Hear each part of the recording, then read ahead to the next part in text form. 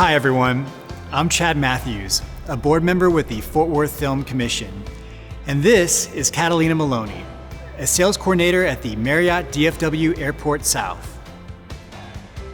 She was recommended to us by one of her managers, who was furloughed himself, but he was so proud of what Catalina did when she stayed on.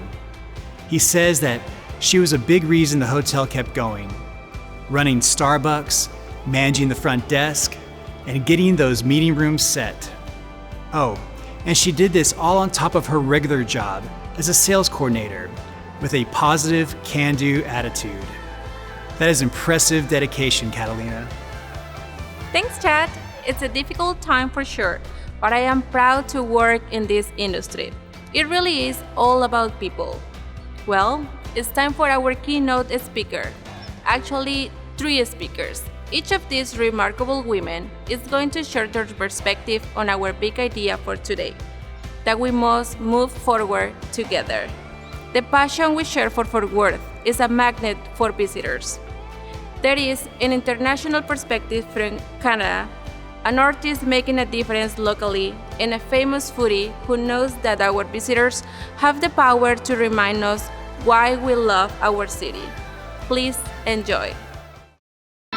Please welcome the Senior Vice President for Marketing Strategy at Destination Canada, Gloria Laurie. Hello, everyone.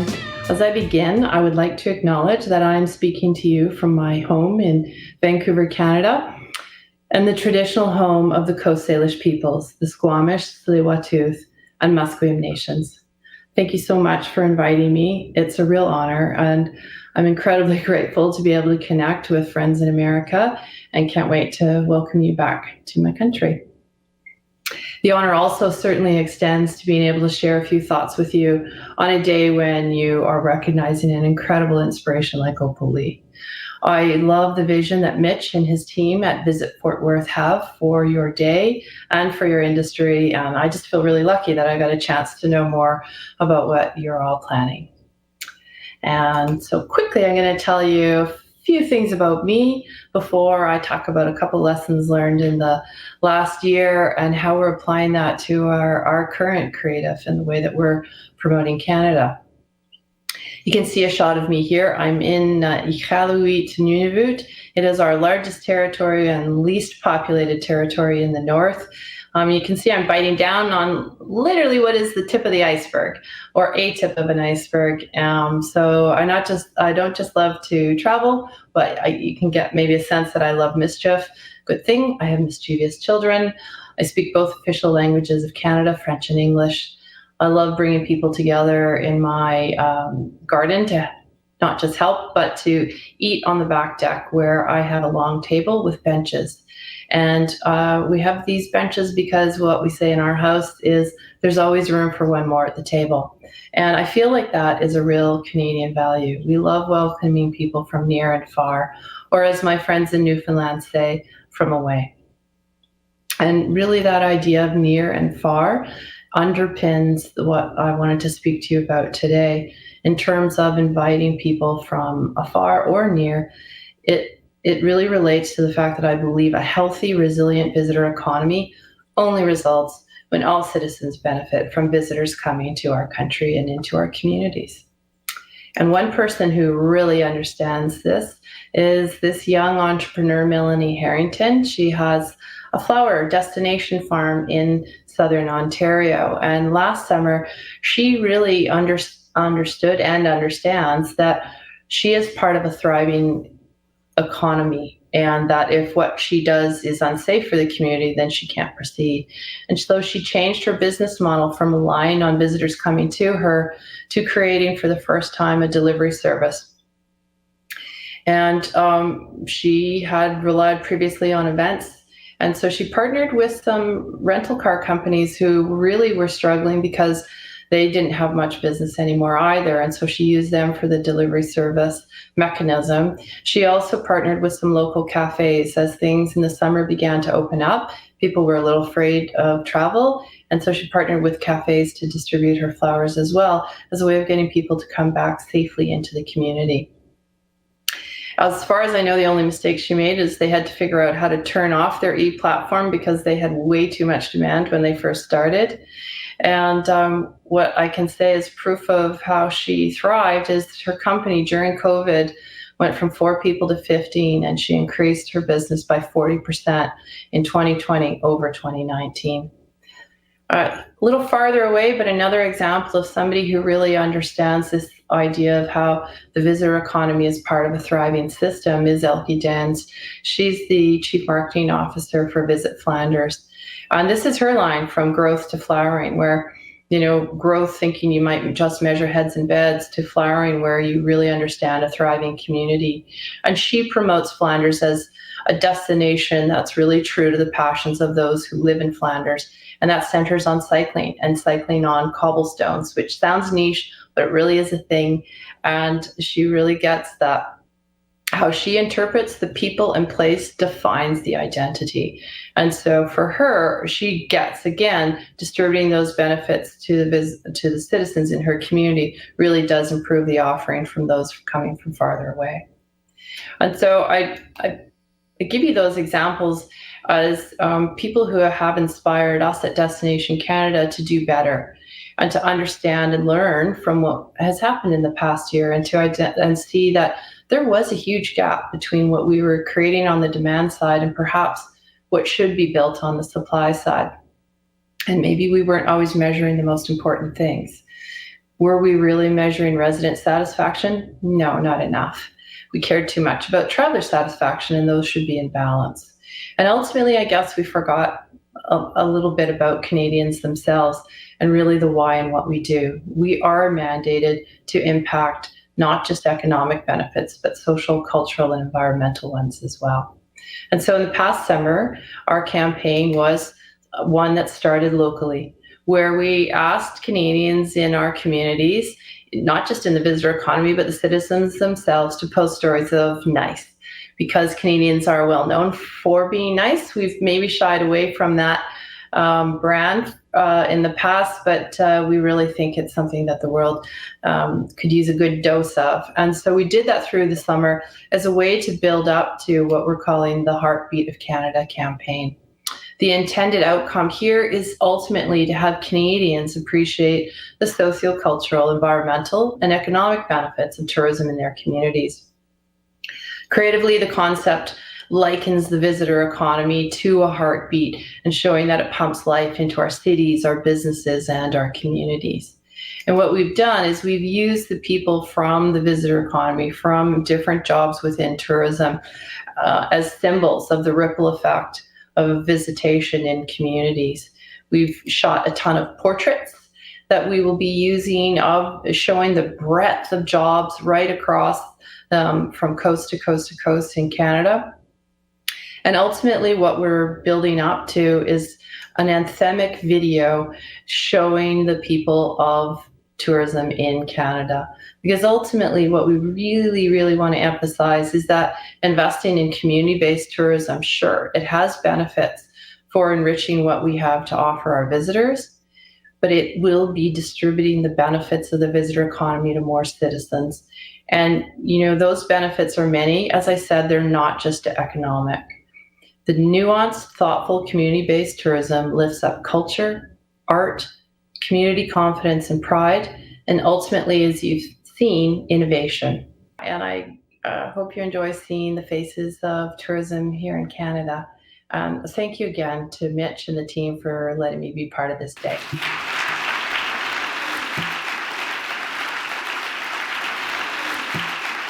I think everybody's drinking at my table, so I'm feeling great.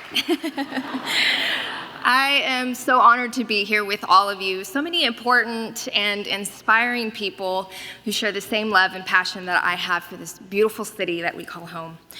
I was born and raised here in a blue-collar neighborhood made up of Texas steel workers on the south side of Fort Worth. And that part of the city is just one of many that are rich in heritage, authenticity, and cultural vibrance. It's that neighborhood that drove my creativity and gave me the language to tell my story, which I express through my artwork. I create paintings that tell those stories through fragmented imagery and repurposed domestic materials like old bed sheets, curtains, and furniture. I want the viewer to experience their own interpreted narrative of their past alongside mine. I believe that materials are often deeply connected to memory. When I create, I consider different parts of images and objects that might evoke an emotion and move you through different spaces and time. My artistic aspirations can also be attributed to the best cultural district in North Texas. Growing up, it wasn't often that I saw myself reflected in the spaces of these rooms, but in the rare moments that I did, I was captivated and intrigued by a world I had never known in the museums. Seeing works of artists like Leticia Hurtado or Felix Gonzalez Torres, learning about these artists and others, and learning about what they did, I was confronted with how powerful imageries and materials can be, how the stories behind these materials can connect us to something greater. And art has the ability to do just that, to transcend all human variances and connect us. We're allowed to share a story, an emotion, or have an experience together through beauty, celebration, maybe discuss, and maybe some healing. And I wanted to be part of that, to connect and communicate to people through art. My first opportunity came as an administrator under the city's public art program in the Arts Council. There, I experienced firsthand the power that art, and specifically public art, has to bring people from all walks of life together. Many who are in this room have had meaningful conversations with people across the city, discussing art as a medium to tell our stories and to reflect the city's character. But I'm most proud of my role as a high school art teacher at Polytechnic High School. Go Parrots! I was honored with the task of not only nurturing self-expression and artistic skill, but also promoting creative growth, and most importantly, representing to my students what it means to be engaged and to be an active cultural producer. Art's given me the opportunity to work through many outlets and see the city from many different perspectives, but what's been consistent in my experience is how art has been a unifying force. I am one of many city residents and artists who helped complete this mural that's titled Convivo, or Coexist. This was organized by a dear friend of mine, an art teacher and art activist, Arnaldo Hurtado, in the North Side. And it depicts the Northside High School's award-winning mariachi group. It also highlights their deep-rooted history and their cultural pride in that area. Now, I played a very, very small part in this mural, but I show it because it's one of the greatest examples of how art and creativity can build community. It can build empowerment, safety, and uniqueness for our city. This is what makes Fort Worth a great place to live, but also visit.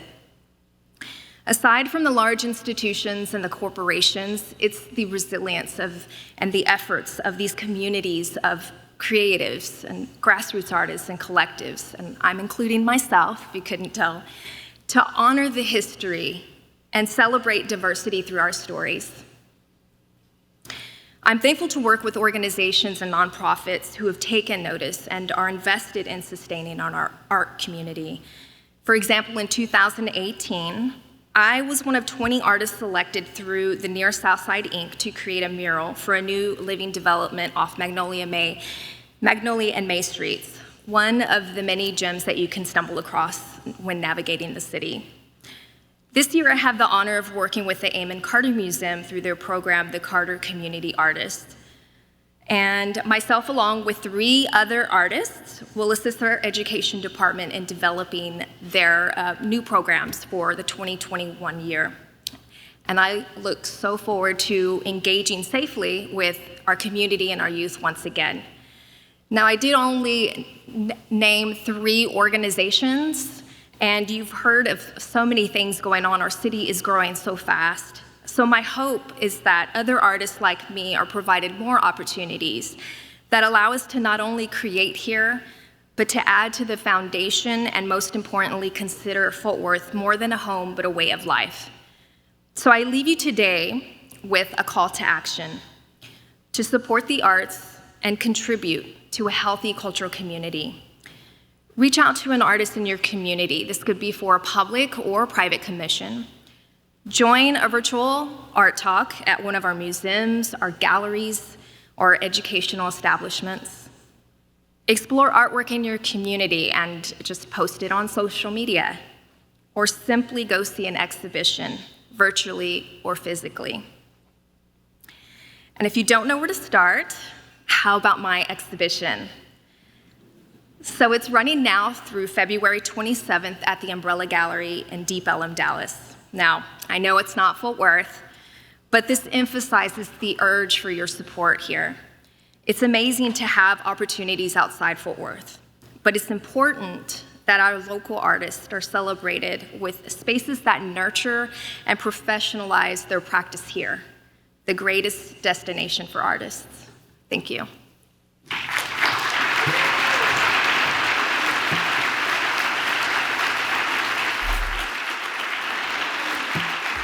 Howdy. I'm Jess Pryles, and as a meat and live fire cooking expert, my passion is sharing nose-to-tail knowledge with my fellow carnivores, whether that's out in the field processing my own deer, or in my kitchen fiddling around with new recipes. So in addition to creating my own line of hardcore carnivore seasonings, and as I like to say, products for serious meat enthusiasts, which I'm happy to say can be found all over Texas at Academy, HEB, Buc-ee's, and even locally in great small businesses here in Fort Worth, like the Meat Board. Let's go. Come on, let's hear it for small businesses. I am also lucky to work with some amazing brands, and I serve as a spokesperson for Gerber Knives, Kingsford Charcoal, and Lone Star Beer, which arguably are very important tools for backyard grilling enthusiasts. Now, I think it's fair that you might be wondering exactly what I'm doing here. And I'm a huge fan of Fort Worth. That's what I'm doing here. It might be a little unsurprising, given my love of all things beef, that I'm a big fan of Cowtown. But it's visitors just like myself that can offer you a fresh perspective, because we're on the outside looking in. And especially during tough times, when we've spent a lot of time in a bubble, it can definitely help having a little perspective. So I would like to remind you what a great place you have here and why you should be very proud of it. You also may have noticed that I have a strange accent, and you're probably wondering which part of Texas I'm from. Well, surprise, I'm actually from Australia, but I got here as fast as I could. And it was a fateful trip to Texas over a decade ago that altered the course of my destiny. So as a tourist, I fell in love with the Lone Star State and with Texas barbecue. And after many years of traveling back and forth, I left my home of Melbourne, Australia, to become a permanent resident now in Austin, Texas. And I should note, and this is very important, that I didn't visit Fort Worth until after I had emigrated. Otherwise, there's a pretty good chance that I would have ended up right here. Now, it could sound cliche, and I know it will, but it's the stockyards that have played a really significant role in my fascination with this city. And don't get me wrong, they're an excellent tourist attraction. I love strolling the cobblestone streets, and I am absolutely guilty of having my photo taken on a Longhorn. It happened. But there's something here that no other barbecue-loving city in Texas, and that's all of them, can claim. We celebrate these other towns for their historic barbecue joints and meat markets, but nowhere else in the state can claim the full story and explain the full story of why brisket and beef became king in Texas barbecue. No one can do that better than Fort Worth can. And so from its beginnings as a dusty stop on the Chisholm Trail, to the railroad that caused a revolution in the entire beef industry, to the packing plants and the Armour Swift buildings that still stand, and the companies that still exist in that industry, Fort Worth is alive with this singular barbecue history. And it still plays an incredibly important part in the story of Texas barbecue. So part of my job gives me many different hats to wear, not just this great one from the Best Hat Store. And one of them is tour guide. I'm constantly approached by travelers, barbecue fans who say, I'm planning my ultimate Texas road trip. Where do I go? Where do I start? And I always give them the same answer. You need to go to Fort Worth. You need to go to Fort Worth. And not just for its beefy history, but for its very briskety present. Because if you didn't know already, there are so many talented pitmasters elevating the new school craft of barbecue every day out here in Cowtown, whether it's Heim Barbecue, who are credited with inventing the bacon burnt end, or Derek Allen's, or the incredible Panther City Barbecue, where I am totally gonna pick up lunch before I head home. It's a must stop. And that's just to name a few of them. And while it's a shared love of meat that connected me with Fort Worth, I fell in love with this city for so many more reasons. I love your architecture and your fabulous old buildings. I love that I can explore all of the parts of this city without horrible traffic jams. I am a huge fan of your vibrant and unique local businesses and boutiques, not to mention your incredible food scene, whether it be institutions like Kincaid's, or Riata, or Swiss Pastry Shop, all the way to newer gems like Provender Hall and Magdalena's. I love being able to pick up a new pair of boots at the Justin outlet. My husband would probably not want to hear that, because he's already had to build me a shelf for all the boots I have. I love that every time that I come to Fort Worth, I'm constantly discovering new favorites, both historic and modern. And they're the one-of-the-kind places that give Fort Worth its vibrance. So I don't think it's a coincidence that I've made so many amazing connections and friends in this city, which, if you think about it, is actually pretty remarkable for someone who's never actually called it home, yet. But I've come to realize that that is Fort Worth. It's both a big, small town and a small, big city, the best of so many worlds. I love that this is the place where men will still tip their hats, where you can still immerse yourself in living history, where you can still find the real Texas. And I'm not just talking about steers and boots, but I'm talking about genuine and warm Texan hospitality. And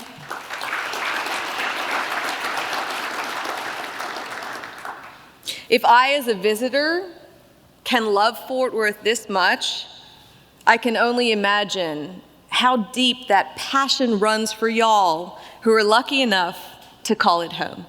Thank you.